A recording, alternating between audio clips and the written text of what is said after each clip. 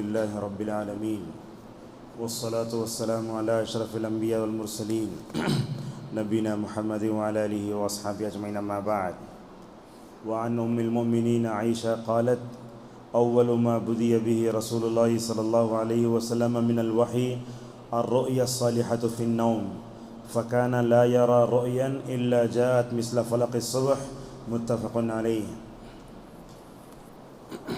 معزز سامعین حضرات، نوجوان دوستو، آج کے اس درس حدیث میں ہم آپ کے سامنے یہ بتائیں گے کہ رسول اللہ صلی اللہ علیہ وسلم کے اوپر جو قرآن اترا اس کو ہم وحی کہتے ہیں. وحی، یہ وحی کس کی شکل میں آتی تھی اور رسول اللہ صلی اللہ علیہ وسلم پر جب وحی آتی تو آپ کی کیا حالت ہوتی، انشاءاللہ اس کی شکلیں آج کے درس میں بتائیں گے. سب سے پہلے میں نے آپ کے سامنے حضرت عائشہ رضی اللہ تعالیٰ عنہ کی ایک روایت پڑھی. وہ کہتی ہیں نبی کریم صلی اللہ علیہ وسلم پر سب سے پہلے جو وحی آئی اس کی شکل یہ تھی کہ آپ صلی اللہ علیہ وسلم نیند میں خواب دیکھتے تھے اور جو خواب رات میں دیکھتے صبح وہ صحیح ہو جاتا. آپ جانتے ہیں کہ خواب 3 طرح کے ہوتے ہیں. یہ خواب وہ ہوتا ہے جو اللہ کی طرف سے آتا ہے، یہ خواب وہ ہوتا ہے جو شیطان کی طرف سے آتا ہے، یہ خواب وہ ہوتا ہے دن بھر بندہ جو سوچتا ہے وہ رات میں نظر آتا ہے. انبیاء علیہم السلام کے خواب صحیح ہوتے ہیں، جیسا کہ اللہ تعالیٰ کے خلیل اولو العزم پیغمبر حضرت ابراہیم علیہ السلام نے بھی اپنے بیٹے کو خواب میں ذبح کرتے ہوئے دیکھا، وہ خواب صحیح نکلا. ماہ رمضان قرآن کا مہینہ ہے. اب یہ سوال یہ پیدا ہوتا ہے کہ اللہ تبارک و تعالیٰ نے قرآن کو اتارنے کے لیے اور دیگر آسمانی کتابوں کو اتارنے کے لیے رمضان کو کیوں چنا؟ اللہ تعالیٰ اگر چاہتا تو شوال میں بھی اتار سکتا تھا، اللہ تعالیٰ اگر چاہتا تو کسی مہینے میں اتار سکتا تھا. اب لوگ بولیں گے اس کا جواب تو اللہ اور اس کے رسول پہ زیادہ بہتر جانتے ہیں. مگر کتاب و سنت کو رکھ کر مشہور عالم دین علامہ ابن رجب حنبلی رحمہ اللہ نے اس کی بڑی بہترین وضاحت فرمائی. کہا جب نبی کریم صلی اللہ علیہ وسلم حالت روزہ میں ہوتے ہیں تو بندہ جب روزہ رکھتا ہے تو اللہ سے دور ہوتا ہے، نزدیک ہوتا ہے، نزدیک ہوتا ہے. جب بندہ اللہ تعالیٰ کے قریب ہو جاتا ہے روحانی طور پر طاقتور بن جاتا ہے، اور جب روحانی طور پر طاقتور بن جاتا ہے تو رسول اللہ صلی اللہ علیہ وسلم کو رب کی طرف سے آسمان سے آنے والی وحی کو قبول کرنا آسان تھا. اسی لیے اللہ تبارک و تعالیٰ نے قرآن کو رمضان میں اتارا. اور آپ جانتے ہیں یہ وحی لے جانے والے فرشتے کون تھے؟ جب نبی کریم صلی اللہ علیہ وسلم پر پہلی وحی اتری تو آپ جانتے ہیں کیا حالت ہوئی تھی. حضرت جبریل علیہ السلام غار حرا میں آئے، بولے اقرا یا محمد، پڑھو پڑھو. تو اللہ کی نبی نے فرمایا ما انا بقارئ، مجھے پڑھنا نہیں آتا. اور اللہ کی نبی ایسے تھے، نہ لکھنا جانتے تھے نہ پڑھنا، آپ امی تھے. تو حضرت جبریل نے کیا کیا، آپ کو ڈال کے دبوچا. 3 مرتبہ ایسے ڈال جیسے گلے ملتے ہم ڈال کے دبوچا. اب دبوچا کیوں؟ تو صوفیاں بولتے اسکین ہوا کرتے. اللہ جبریل علیہ السلام کے اندر جو علم تھا وہ پورا نبی کے اندر آ گیا. حالانکہ بات ویسی نہیں تھی. وہ دال کے دبانے کی وجہ کیا تھی؟ جبرائیل سے رسول اللہ صلی اللہ علیہ وسلم دیکھ کر وحشت محسوس کر رہے تھے. اللہ کے نبی کو اپنے قریب کرنے کے لیے جبرائیل علیہ السلام نے 3 مرتبہ رسول اللہ صلی اللہ علیہ وسلم کو دبوچا. پڑھو بول رہے ہیں، پڑھنے نہیں آ رہا، پڑھو بول رہے ہیں، پڑھنے نہیں آ رہا. چوتھے مرتبہ جبرائیل علیہ السلام نے جب پڑھایا تو نبی کریم صلی اللہ علیہ وسلم 5 آیتیں پڑھے، بخار آ گئی. آپ کے سر پر نبوت کا تاج رکھا گیا. رسول اللہ کو اپنی یہ ذمہ داری ادا کرنے کے بارے میں بڑے فکر مند تھے. جب آئے تو کہا اے خدیجہ ذرا مجھے اوڑھ کر سلا دو اس لیے کہ مجھے بخار آ گئی ہے. اس موقع پر دیکھو آج کل کی بیویاں اپنے شوہروں کو ٹینشن زیادہ دیتی ہیں، لیکن حضرت خدیجہ ویسے نہیں تھی. خدیجہ کیا کرے، اللہ کے نبی کو تسلی دی، بولے اے محمد صلی اللہ علیہ وسلم اللہ تعالیٰ آپ کو ضائع نہیں کرے گا، اس لیے کہ آپ کے اخلاق بہت اعلیٰ ہیں.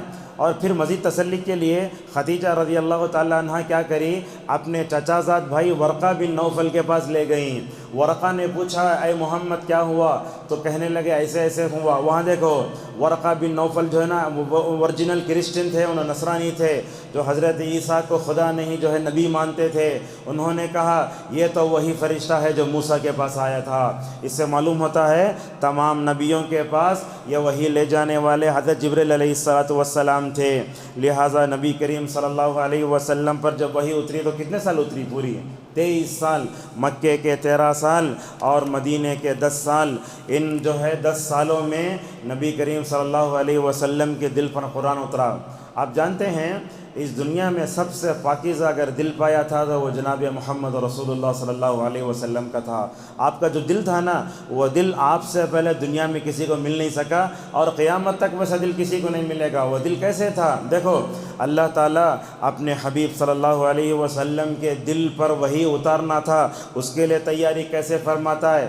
جب دودھ پینے کے لیے حلیمہ سعدیہ رضی اللہ عنہا کے جو ہے قبیلے میں تھے، آپ کا بائی پاس سرجری ہوا، جبرائیل آئے، میکائیل آئے، آپ کے سینے کو کھولا تو کیا کیا؟ وہ دل کو نکالا، دل کو نکال کے سونے کے تش میں رکھا، سونے کے تش میں رکھ کر اسے زمزم سے دھویا، پھر دوبارہ دوسری جگہ لوٹا دیا۔ ایک پہلی مرتبہ ہوا۔ دوسری مرتبہ کب ہوا؟ جب اللہ کے نبی صلی اللہ علیہ وسلم مکہ سے مسجد اقصیٰ کو گئے، وہاں جا کر براق کو باندھا، پھر اللہ سے بات کرنے کا تھا، جنت و جہنم کے مناظر دیکھنے کا تھا۔ اس وقت نبی کریم صلی اللہ علیہ وسلم کا سینہ چاک کیا گیا۔ ویسے ہی سونے کے تش میں جو ہے رکھ کر زمزم کے پانی سے دھو کر دوبارہ اس کی جگہ لوٹا دیا گیا۔ یہ کیا تھا؟ یہ اصل میں رسول اللہ صلی اللہ علیہ وسلم کے دل پر چونکہ 23 سال قرآن کو اتارنا تھا، اسی لیے رسول اللہ صلی اللہ علیہ وسلم کے دل کو پاک کیا جا رہا ہے۔ مولانا ہم یہ بھی جانتے ہیں قرآن کی عظمت تو ایسی ہے، اللہ فرماتا ہے اگر اس قرآن کو تم پہاڑ پر اتارو تو پہاڑ اللہ تعالیٰ کی عظمت اور قرآن کی جو ہے عظمت سے وہ ریزہ ریزہ ہو جائے گا۔ مگر کیسا دل پایا تھا رسول اللہ صلی اللہ علیہ وسلم نے، اس دل پر 23 سال تک قرآن اترا۔ اللہ کے نبی صلی اللہ علیہ وسلم آسمان سے آنے والی وحی کو ماشاءاللہ مکمل طور برداشت کرتے رہے۔ قرآن کس پر اترا؟ نبی پر نہیں اترا، نبی کے دل پر اترا۔ یہ ہمیں بولنا چاہیے، جیسا کہ قرآن میں 2 جگہ آیا ہے فَإِنَّهُ نَزَّلَ عَلَىٰ قَلْبِكَ، اور ایک جگہ کہا وَإِنَّهُ لَتَنزِيلُ رَبِّ الْعَالَمِينَ نَزَلَ بِهِ الرُّوحُ الْأَمِينُ عَلَىٰ قَلْبِكَ لِتَكُونَ مِنَ الْمُنذِرِينَ۔ اب ہمارے اپنے اصل موضوع پہ آتے ہیں۔ رسول اللہ صلی اللہ علیہ وسلم پر کیسے وحی اترتی تھی، اس کی شکلیں علماء نے بیان کی ہیں۔ امام بخاری رحمہ اللہ کتاب بدء الوحی میں یہ ساری شکلیں بیان کرتے ہیں۔ پہلا، اللہ تعالیٰ نے رسول اللہ صلی اللہ علیہ وسلم سے براہ راست بات کیا، مگر اللہ تعالیٰ اور رسول اللہ صلی اللہ علیہ وسلم کے درمیان میں ایک پردہ تھا، جیسا کہ معراج کی روایت میں آتا ہے نبی کریم صلی اللہ علیہ وسلم اللہ تعالیٰ سے ڈائریکٹ بات کرتے ہیں۔ اور اسی طریقے سے یہ بات بھی ہے کہ اللہ کے رسول صلی اللہ علیہ وسلم نے اللہ کا دیدار بھی کیا ہے نماز کے دوران۔ سمجھ رہے ہیں آپ لوگ؟ اللہ تعالیٰ کو دیکھ نہیں سکتے ہم، مگر اللہ کے نبی صلی اللہ علیہ وسلم اللہ کو دیکھیں خواب میں۔ صحیح روایت ہے، ترمذی کی حدیث نمبر 3234 ہے۔ حضرت عبداللہ ابن عباس رضی اللہ عنہ فرماتے ہیں میں نے خواب میں دیکھا تو میرا رب بڑے اچھے خوبصورت اسلوب میں آیا اور آ کر بولا یا محمد، پکارا ہے۔ بعض روایتوں میں ایسے آیا ہے، اللہ کے نبی فرماتے ہیں اللہ تعالیٰ کے انگلیوں کی ٹھنڈک میں نے اپنے سینے میں محسوس کی۔ یہ روایت صحیح ہے۔ تو اللہ تعالیٰ میرے خواب میں اچھی شکل میں آیا اور آ کر بولا اے محمد، تو میں نے کہا اے پروردگار میں حاضر ہوں۔ یہ دو شکلیں ہوئیں۔ تیسری شکل، رسول اللہ صلی اللہ علیہ وسلم شروع میں وحی کے بارے میں خواب دیکھتے تھے۔ اللہ کے نبی کے خواب کئی ہیں۔ یہ خواب ایسا ہے، ایک سفید کپڑے میں رسول اللہ کو لا کے دیتے ہیں، بولتے ہیں یہ عائشہ ہیں، اللہ کا حکم میں سے شادی کر لو۔ بہت سے خواب ہیں۔ اور اسی طریقے سے وحی کی شکلوں میں ایک شکل یہ ہے، اللہ تعالیٰ رسول اللہ صلی اللہ علیہ وسلم کے دل میں جو ہے کوئی چیز ڈالتا تھا۔ کبھی جبرائیل علیہ السلام اپنی اصلی شکل میں آتے ہیں۔ جبرائیل کیسے تھے؟ آج کل صوفیوں کو دیکھتے ہیں، وہ بولتے ہیں بنگلور میں وہ ایک جگہ ایک مسجد ہے، وہ مسجد کا نام بھول رہا ہوں، اس مسجد کے اوپر سے کبھی گزرتے تو وہاں سے جو ہے اس کی ذکر کی آواز آتی، تو اس میں ذکر کرنے والا جو بدعتی رہتا ہے انہیں بولتا ہمارے ذکر کے محفل میں جبرائیل آتے ہیں۔ ارے اللہ کے نبی صلی اللہ علیہ وسلم جبرائیل کو اصلی شکل میں دیکھ کر برداشت نہیں کر سکے، یہ کیسے برداشت کریں گے؟ تو اللہ کے نبی صلی اللہ علیہ وسلم نے حضرت جبرائیل کو 2 مرتبہ اصلی شکل میں دیکھا۔ کیسے دیکھا؟ اللہ کے نبی نے فرمایا میں نے جبرائیل کو دیکھا کہ 600 اوپر ہیں، ایک نہیں کتنے 600 اوپر ہیں، زمین و آسمان کے درمیان میں کرسی پر بیٹھے ہیں۔ ایک پر کھولے تو یہ آسمان کا پورا حصہ فل ہو جاتا، دوسرا پر کھولے تو وہ آسمان کا پورا حصہ جو ہے مکمل طور پر فل ہو جاتا۔ نبی کریم صلی اللہ علیہ وسلم کے پاس جبرائیل علیہ السلام جو ہے اصلی شکل میں 2 مرتبہ ہی دیکھے تھے، مگر اکثر جو ہے دحیہ کلبی کی شکل میں آتے تھے۔ کبھی وہی گھنٹی کے بجنے کی شکل میں آتی، گھنٹی بجنے جیسی آواز آتی ویسے آواز آتی۔ علامہ قرطبی رحمہ اللہ کہتے ہیں جب نبی کریم صلی اللہ علیہ وسلم کے پاس وحی آتی تو آپ کا رنگ بدل جاتا۔ اللہ تعالیٰ اگر آپ کے دل کو مضبوط نہ کرتا تو شاید اللہ کے نبی وحی کی شدت کو برداشت نہیں کرتے۔ کبھی حضرت جبرائیل علیہ السلام انسان کی شکل میں آتے، جیسا کہ ایک روایت میں آیا جبرائیل اترے انسان کی شکل میں ہیں، رسول اللہ صلی اللہ علیہ وسلم کے گھٹنے سے اپنے گھٹنے ملا دیے اور جبرائیل نے اپنے ہاتھ جو ہے اللہ کے نبی کے ران پر رکھے۔ اس کے بعد انہوں نے اسلام کے، ایمان کے، احسان کے بارے میں پوچھا۔ اس وقت حضرت عمر رضی اللہ عنہ نے کہا یا رسول اللہ یہ کون آدمی ہیں؟ تو اس موقع پر نبی کریم صلی اللہ علیہ وسلم نے فرمایا جبرائیل تمہارے پاس آئے تھے، تم کو جو ہے دین کا علم سکھانے آئے تھے۔ وحی کی کبھی شکل ایسے ہوتی، کبھی دیکھے ہوں گے آپ کبوتر کی آواز جیسے آتی، یا شہد کی مکھی کی آواز اس شکل میں جو ہے کبھی آتی۔ کبھی ایسے ہوتا سخت سردی کے دن ہیں، اللہ کے نبی پر وحی آئی تو سخت سردی کے دنوں میں بھی آپ کی پیشانی پسینے سے شرابور ہو جاتی۔ اللہ کے نبی صلی اللہ علیہ وسلم پر وحی آتی تو بڑا بھاری پڑتا۔ بعض روایتوں میں ہے اللہ کے نبی اب اگر جانور پر سوار ہوتے، آسمان سے وحی آتی تو جانور پر بھی اس کا اثر پڑتا۔ ایک واقعہ بیان کرتے ہیں امام بخاری رحمہ اللہ، حضرت زید بن ثابت رضی اللہ عنہ کہتے ہیں ایک دن میری ران رسول اللہ کے ران کے نیچے ہے، وحی آنا شروع ہو گئی۔ میری ران رسول اللہ کے ران کے نیچے ایسے دب رہی ہے، ایسے لگتا ہے کہ میری ران چور چور ہو جائے گی۔ بعض روایتوں میں آیا زید بن ثابت رضی اللہ عنہ کا ہاتھ جو ہے رسول اللہ کے ران کے نیچے آ گیا۔ حالت وحی میں برداشت نہیں کر سکتے زید بن ثابت رضی اللہ عنہ، کہنے لگے یا رسول اللہ میرا ہاتھ پورا چور چور ہو گیا ہے، چکنا چور ہو گیا ہے۔ تو اللہ کی نبی نے فرمایا زید تمہارا ہاتھ بتاؤ۔ آپ نے اپنا مبارک تھوک لگایا اور دعا کر کے ماشاءاللہ وہ اچھا ہو گیا۔ اسی طریقے سے وحی کے آنے کی شکل میں کیا ہوتا، جب وحی آتی تو رسول اللہ صلی اللہ علیہ وسلم کو بخار آ جاتا، وحی آتی تو آپ کا چہرہ سخت ہو جاتا، کبھی جو ہے کالا بھی ہو جاتا۔ وحی آتی تو آپ صلی اللہ علیہ وسلم اپنا سر جھکاتے، جیسا کہ روایتوں میں آتا ہے عبادہ بن صامت رضی اللہ عنہ کہتے ہیں رسول اللہ صلی اللہ علیہ وسلم پر وحی اترتی ایسے سر جھکا لیتے۔ صحابہ کرام پر بھی ایک خوف طاری ہو جاتا، جب اللہ کے نبی اپنا سر اٹھاتے تو صحابہ بھی اپنا سر اٹھاتے۔ اسی طریقے سے ابن مسعود رضی اللہ عنہ کہتے ہیں اللہ کے نبی صلی اللہ علیہ وسلم جب وحی آتی اللہ کے نبی کپڑا بھر کے اوڑھ لیتے تھے۔